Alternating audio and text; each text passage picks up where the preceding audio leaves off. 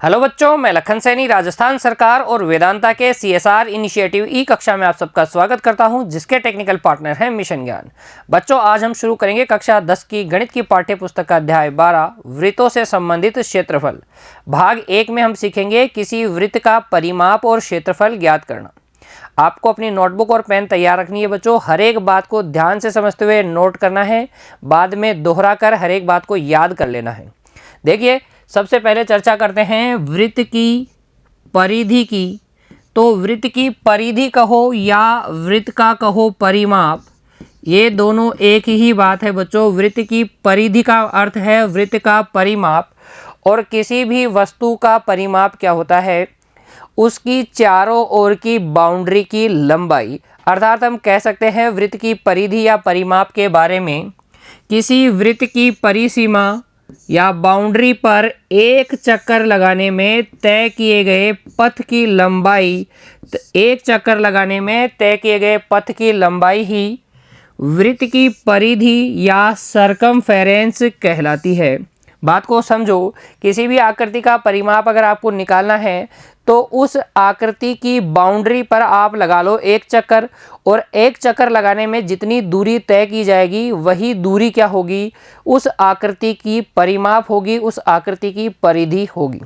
तो वृत्त के लिए हम कह सकते हैं कि अगर ये वृत्त है तो इसके बिंदु A से हम स्टार्ट हों और एक पूरा चक्कर लगाएं, इस वृत्त के पूरा चक्कर लगाएं, तो एक चक्कर लगाने में तय किए गए पथ की लंबाई इस वृत्त की क्या होगी?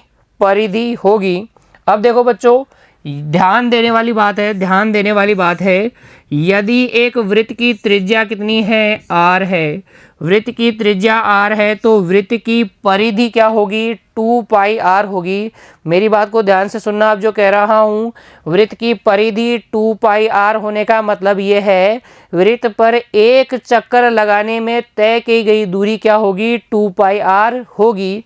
यहाँ ये जो पाई है बच्चों, ये जो पाई है ये एक अपरिमेय संख्या है, और पाई का मान लिया जाता है लगभग मान 22/7 या 3.14। जब कहा जाए कि पाई का मान 3.14 लीजिए, तभी आपको पाई का मान 3.14 लेना है, अन्यथा कितना लेना है? 22/7 लेना है। पाई के मान की गणना सर्वप्रथम महान भारतीय गणितज्ञ आर्यभट्ट ने की थी। पाई के मान की गणना किसने की थी? सबसे पहले महान भारतीय गणितज्ञ आर्यभट्ट ने की थी। पाई क्या है? एक अपरिमेय संख्या है। पाई का लगभग मान कितना होता है? 22/7 कह दो या 3.14 कह दो बच्चों। और देखिए परिधि के बारे में, किसी पहिए का आकार कैसा होता है? वृत्ताकार होता है। तो किसी पहिए या वृत्त द्वारा एक चक्कर में तय की गई दूरी पहिए की परिधि होगी। पहिए की क्या होगी? परिधि होगी। अगर पहिए की त्रिज्या कितनी है? ये पहिया है, इस पहिए की त्रिज्या है r, तो इस पहिए द्वारा एक चक्कर में तय की गई दूरी, ये जो दूरी होगी वो इसकी परिधि के बराबर होगी, अर्थात 2πr होगी। तो किसी पहिए द्वारा एक चक्कर में तय की गई दूरी आप याद रखेंगे उस पहिए की परिधि के बराबर होती है। अगर पहिए की त्रिज्या r है तो एक चक्कर में तय की गई दूरी 2πr होगी। अब अगर आपको वृत्त की परिधि ज्ञात है, परिधि बराबर आपको दिया गया है c, अर्थात 2πr बराबर आपको ज्ञात है c, तो r बराबर हो जाएगा c/2π। अर्थात परिधि ज्ञात होने पर वृत्त की त्रिज्या के लिए हम सूत्र काम में लेंगे परिधि/2π। अगर आपको वृत्त की परिधि ज्ञात है तो वृत्त की त्रिज्या क्या होगी? परिधि/2π।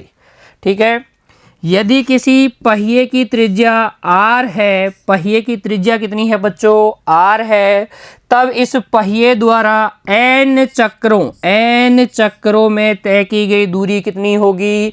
भाई एक चक्कर में तय की गई दूरी हमें पता है 2πr होती है, तो n चक्कर लगाएंगे तो तय की गई दूरी हो जाएगी n गुणा 2πr। परिधि को हम गुणा कर देंगे n से, तो पहिए द्वारा n चक्रों में तय की गई दूरी आ जाएगी। कोई दिक्कत नहीं है ना, इन तीनों बिंदुओं में आपको आराम से समझ में आ गया ना। चलो तो फिर आगे बढ़ो और अब चर्चा करते हैं हम वृत्त का क्षेत्रफल। देखो बच्चों, क्षेत्रफल के बारे में आप एक बात ध्यान रखो। जैसे कि परिधि के बारे में हम क्या ध्यान रखते हैं, बाउंड्री पर एक चक्कर लगाने में तय किए गए पथ की लंबाई। वैसे क्षेत्रफल के बारे में आप याद रखेंगे, किसी भी आकृति द्वारा घेरा गया स्थान, जैसे मैं हूँ तो मैं जितना स्थान घेरूंगा मेरा क्षेत्रफल होगा, आप जितना स्थान घेर रहे हैं आपका क्षेत्रफल होगा। कोई भी वस्तु जितना स्थान घेर रही है, धरती पर नहीं बच्चों, पूरे आकाश में, पूरे त्रिविम में जितना स्थान घेरती है, ठीक है। तो कोई भी वस्तु त्रिविम में जितना स्थान घेरती है वह उस वस्तु का क्या होता है, क्षेत्रफल होता है। इसलिए हम कह सकते हैं वृत्त के क्षेत्रफल के बारे में कि कोई वृत्त जितना स्थान घेरता है या जितनी जगह घेरता है वह उस वृत्त का क्या होगा, क्षेत्रफल होगा। वृत्त के क्षेत्रफल की परिभाषा में आप लिख सकते हैं, किसी भी आकृति द्वारा घेरी गई जगह या स्थान उस आकृति का क्षेत्रफल कहलाता है। यह घेरी गई जगह या स्थान जो है बच्चों त्रिविम में है, समतल पर नहीं, ठीक है। अतः कोई वृत्त जितना स्थान घेरता है वह उस वृत्त का क्षेत्रफल कहलाता है। जैसे हमने इस समतल पर, इस बोर्ड पर यह वृत्त बनाया है, तो ये वृत्त समतल पर ये स्थान घेर रहा है। ये स्थान जिसे मैं छायांकित कर रहा हूँ इस स्थान को घेर रहा है। तो ये स्थान क्या है बच्चों, ये स्थान इस वृत्त का क्षेत्रफल है। ये इस वृत्त का क्षेत्रफल हो गया, ठीक है। और अन्य अगर आप वृत्त बनाओ तो ये वृत्त का क्षेत्रफल हो जाएगा ये स्थान, ठीक है। दिख रहा है, क्षेत्रफल का मतलब है कोई भी वस्तु या वृत्त, कोई वृत्त जितना स्थान घेरेगा उस वृत्त का क्षेत्रफल हो जाएगा। अब देखो गणना कैसे करेंगे, ध्यान दे बच्चों, गणना कैसे करेंगे वृत्त के क्षेत्रफल की। अगर किसी वृत्त की त्रिज्या आपको ज्ञात है, r है, किसी वृत्त की त्रिज्या r है, तो वृत्त का क्षेत्रफल होता है πr²। पाई वही अपरिमेय संख्या जिसके मान की गणना आर्यभट्ट ने की थी। कितना होता है, पाई का लगभग मान होता है 22/7 या 3.14, ठीक है। तो वृत्त का क्षेत्रफल πr²। अगर आपको वृत्त का क्षेत्रफल ज्ञात है, वृत्त का क्षेत्रफल a ज्ञात है, a वर्ग इकाई है, तब वृत्त की त्रिज्या होती है बच्चों √ क्षेत्रफल बटे पाई। कैसे देखो, हमें पता है वृत्त का क्षेत्रफल होता है πr², किसके बराबर है, a के बराबर। तो यहाँ से r² बराबर हो गया a बटे पाई। दोनों ओर वर्गमूल ले लेंगे तो r बराबर आ जाएगा √a बटे पाई। तो अगर आपको वृत्त का क्षेत्रफल दिया जाए और पूछा जाए वृत्त की त्रिज्या ज्ञात कीजिए तो आसानी से ज्ञात कर लेंगे, निकाल देंगे वर्गमूल किसका, क्षेत्रफल बटे पाई का, तो आ जाएगी त्रिज्या। आगे ना बात समझ में। चलिए बच्चों, मैं आपसे कुछ सवाल पूछता हूँ वृत्त के क्षेत्रफल के बारे में, आप मुझे बताना। देखो इस वृत्त पर विचार करो। अगर मैं आपसे पूछूं कि इस वृत्त का क्षेत्रफल बताओ, तो वृत्त का क्षेत्रफल कितना होता है बच्चों, वृत्त का क्षेत्रफल आप बताएंगे πr² होता है। कितना होता है, πr²। मैं पूछूं इस वृत्त की परिधि बताओ, तो आप बताएंगे 2πr। अगर मैं आपसे पूछूं यहाँ ये पाई क्या है, तो आपको बताना चाहिए कि सर पाई एक अपरिमेय संख्या है जिसका लगभग मान 22/7 होता है। और अगर हमें प्रश्न में दिया गया है कि पाई का मान 3.14 लो, तब हम पाई का मान 3.14 लेते हैं, अन्यथा हम 22/7 ही लेते हैं। अच्छा, आर क्या है? तो आप बताएंगे कि सर आर जो है जिस वृत्त की हम बात कर रहे हैं उस वृत्त की त्रिज्या है, उस वृत्त की त्रिज्या है।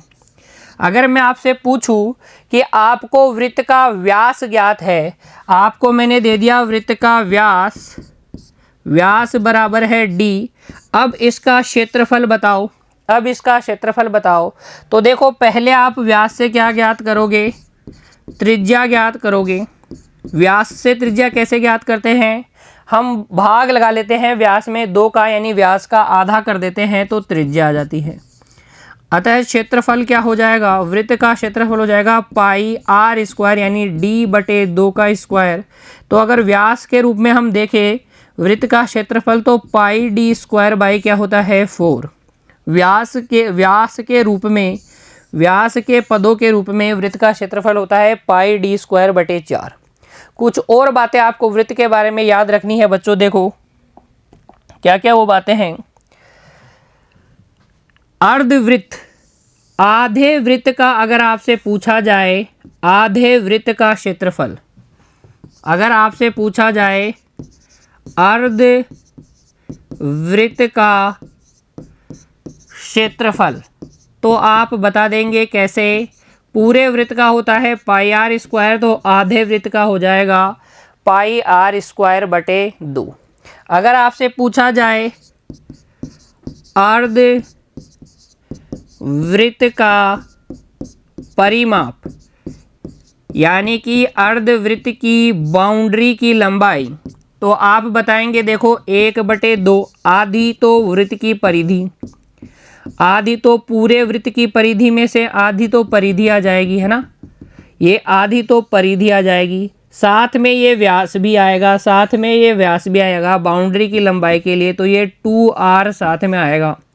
तो अर्धवृत्त का परिमाप हो जाएगा pi r plus 2r, pi r plus 2r। देखो पूरी परिधि होती है 2 पाई आर, तो आधी ये परिधि की लंबाई तो हो जाएगी 1/2 2 पाई आर, यानी कि पाई आर, और ये व्यास भी तो इसका परिमाप है, इसकी बाउंड्री है व्यास भी, तो यह हो जाएगा प्लस में 2r। तो पाई आर प्लस 2r क्या होगा? अर्धवृत्त का परिमाप।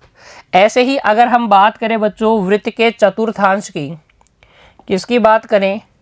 इस वृत्त के चौथे हिस्से की अगर हम बात करें, तो प्रत्येक चौथे हिस्से के लिए देखो, इस हिस्से की अगर हम बात करें तो इसका क्षेत्रफल वृत्त के चतुर्थांश का क्षेत्रफल, चौथे हिस्से का क्षेत्रफल होगा पूरे वृत्त के क्षेत्रफल में भाग लगा देंगे हम 4 का, तो पाई आर स्क्वायर बटे 4 वृत्त के चतुर्थांश का क्षेत्रफल हो जाएगा। और अगर मैं पूछूं वृत्त के चतुर्थांश का परिमाप, तो परिमाप आप कैसे बताएंगे? देखो परिधि का तो 1/4 भाग आ जाएगा, पूरे वृत्त की परिधि का 1/4 भाग 1/4 2 पाई आर प्लस 2 इसके अंदर आ जाएंगी त्रिज्याएं, तो 2r आ जाएगा। ये हो जाएगा पाई आर बटे 2 प्लस 2r। तो ये वृत्त के चतुर्थांश का परिमाप आ जाएगा। कर लेंगे ना आप? चतुर्थांश और अर्धवृत्त के परिमाप और क्षेत्रफल की भी गणना आसानी से कर सकते हैं बच्चों। और फिर देखिए हम चर्चा करते हैं अब सकेंद्रीय वृत्तों की। इस प्रकार के अगर आपके पास 2 वृत्त हैं जिनका केंद्र एक ही है, बड़े वृत्त की त्रिज्या r1 है, छोटे वृत्त की त्रिज्या r2 है, और आपसे पूछा जाए इन सकेंद्रीय वृत्तों से ये जो वलय बन रही है, इस वलय का क्षेत्रफल कितना है, तो आप कैसे ज्ञात करेंगे? देखिए बच्चों, आप ये क्षेत्रफल ज्ञात करने के लिए बड़े वाले वृत्त के क्षेत्रफल में से पाई r1 स्क्वायर में से पाई r2 स्क्वायर घटा देंगे, अंदर वाले वृत्त का क्षेत्रफल घटा देंगे। पाई उभयनिष्ठ ले लेंगे तो आपके पास अंदर बच जाएगा r1 square minus r2 square. यहाँ आपको दिख जाएगा a square minus B square, ये होता है a plus B a minus B. तो ये सकेंद्रीय वृत्तों के मध्य जो वलय है, ये जो मार्ग है, इस मार्ग का क्षेत्रफल हो जाएगा पाई r1 plus r2 r1 minus r2। इस तरीके से आप नोट कर लीजिए, यदि दो सकेंद्रीय वृत्तों की त्रिज्याएं r1 तथा r2 हैं, बड़े वृत्त की त्रिज्या r1, छोटे वृत्त की त्रिज्या r2 है, तब दोनों वृत्तों के मध्य वलय या मार्ग का जो क्षेत्रफल होता है वो बड़े वृत्त के क्षेत्रफल में से छोटे वृत्त का क्षेत्रफल घटा लेने से प्राप्त होगा। a बराबर होगा पाई r1 square minus r2 square, जिसको हम लिख सकते हैं पाई r1 माइनस r2 गुणा r1 प्लस r2। r1 क्या है? बड़ी त्रिज्या है, r2 क्या है? छोटी त्रिज्या है। उम्मीद करता हूँ वृत्त के परिमाप और क्षेत्रफल से संबंधित जो चर्चा अभी मैंने आपके साथ की है आपको अच्छे से समझ में आ रही है। आइए बच्चों, अब हम करते हैं हमारी पाठ्य पुस्तक की उदाहरण संख्या 1 को हल, जिससे हमें यह समझ में आ जाएगा बच्चों कि हमसे किस प्रकार के प्रश्न किए जाने वाले हैं इस अध्याय में। देखिए, हमारी पाठ्य पुस्तक की उदाहरण संख्या 1, एक वृत्ताकार खेत पर 24 रुपये प्रति मीटर की दर से बाड़ लगाने का व्यय यानी कि खर्च 5280 है। 1 मीटर पर अगर हम बाड़ लगाते हैं तो कितना रुपए लगेगा? 24 रुपये लगेगा। और पूरे खेत पर जब हम बाड़ लगाते हैं तो कुल खर्चा कितना आया है? 5280 रुपये आया है। 24 रुपये के हिसाब से अगर हम बाड़ लगवाते हैं खेत के चारों ओर, वृत्ताकार खेत के चारों ओर, तो कुल व्यय कितना होता है? 5280 रुपये होता है। आपसे कहा गया है इस खेत की रुपए 0.50 प्रति वर्ग मीटर, इस मात्रक पे ध्यान दें, प्रति वर्ग मीटर का मतलब 1 वर्ग मीटर क्षेत्रफल पर, 1 मीटर वर्ग क्षेत्रफल पर जुताई करवाने का खर्च कितना है? रुपए 0.50 है। ये मात्रक बहुत कुछ बताता है बच्चों, आपको ध्यान से पढ़िए। इस खेत पर 0.50 रुपये प्रति वर्ग मीटर की दर से जुताई कराई जानी है। खेत की जुताई कराने का व्यय ज्ञात कीजिए।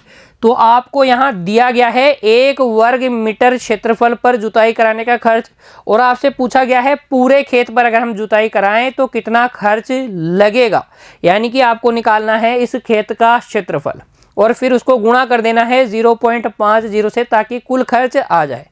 आपको कहा गया है पाई का मान 22/7 लीजिए। नहीं भी कहा जाता तो हम 22/7 ही लेते। देखो, उदाहरण संख्या 1 की कहानी को मैं आपको फिर से समझाता हूँ चित्र के माध्यम से। ये क्या है बच्चों? एक खेत है। कैसा खेत है? वृत्ताकार खेत है। ये है वृत्ताकार खेत, वृत्ताकार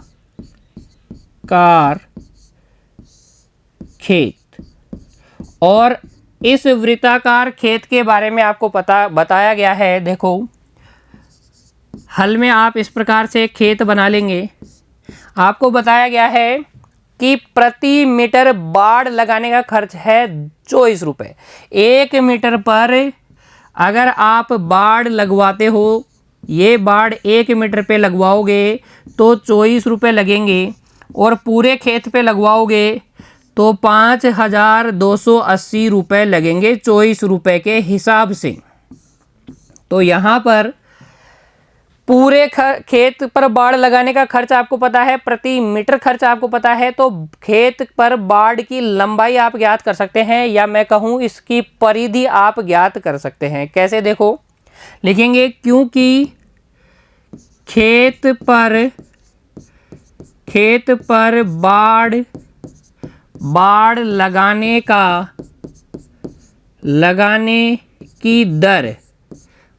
लगाने की दर है रुपए 24 तथा कुल खर्च या व्यय वो है रुपए 5280। अतः अतः वृत्ताकार खेत की परिधि किस प्रकार से निकालेंगे आप कुल खर्च को, कुल व्यय को विभाजित कर देंगे प्रति मीटर व्यय से, प्रति मीटर व्यय से।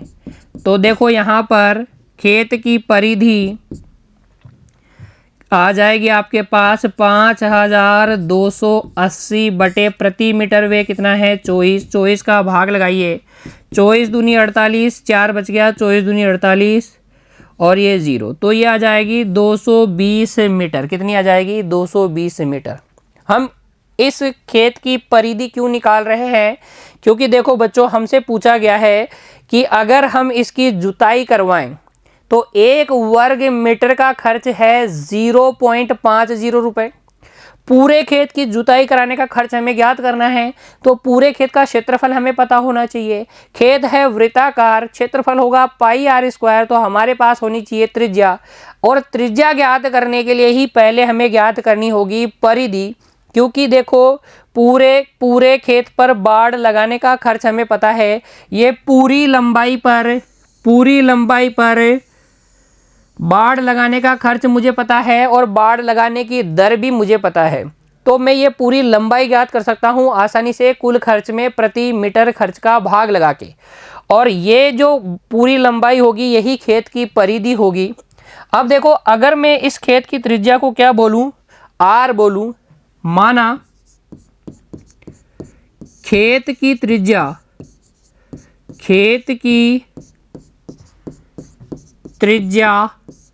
आर है, तब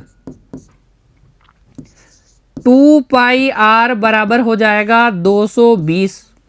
परिधि कितनी है 220, यहाँ से आर बराबर आ जाएगा 220 बटे 2 पाई, पाई का मतलब 22 बटे 7, ये 7 ऊपर गुणा हो जाएगा, ये आ जाएगा 220 गुणा 7 बटे 2 गुणा 22। काटिए बच्चों, 22 से कट जाएगा 10 बार, 2 से ये 10 कट जाएगा 5 बार, और यहाँ से त्रिज्या आ जाएगी 35 मीटर। खेत की जो त्रिज्या है वो आ जाएगी 35 मीटर। अब आप ज्ञात कर सकते हैं खेत का क्षेत्रफल, तो आप लिखेंगे क्योंकि वृत्ताकार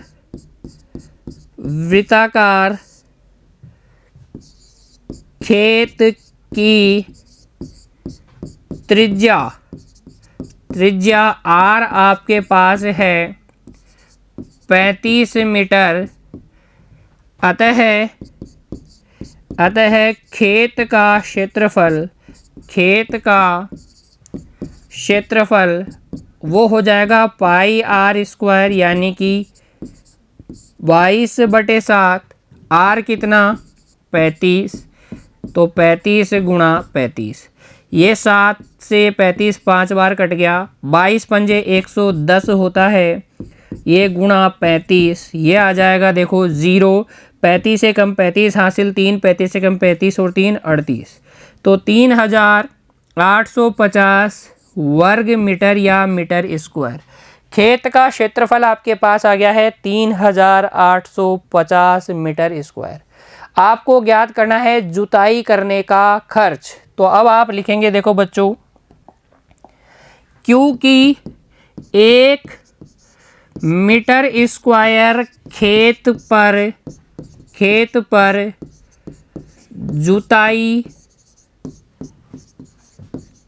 करवाने का खर्च वो है रुपए 0.50। अतः 3850 मीटर स्क्वायर पर जुताई करवाने का खर्च